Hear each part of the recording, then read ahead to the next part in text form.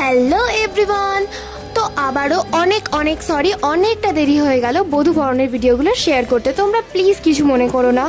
আরে কি করব বলো, ভিডিও প্রত্যেকবার হয়ে যায় বাট ভয়েস দেওয়া হয় না, এই জন্যে প্রত্যেকবার দেরি হয়ে যায় ভিডিও ছাড়তে ছাড়তে।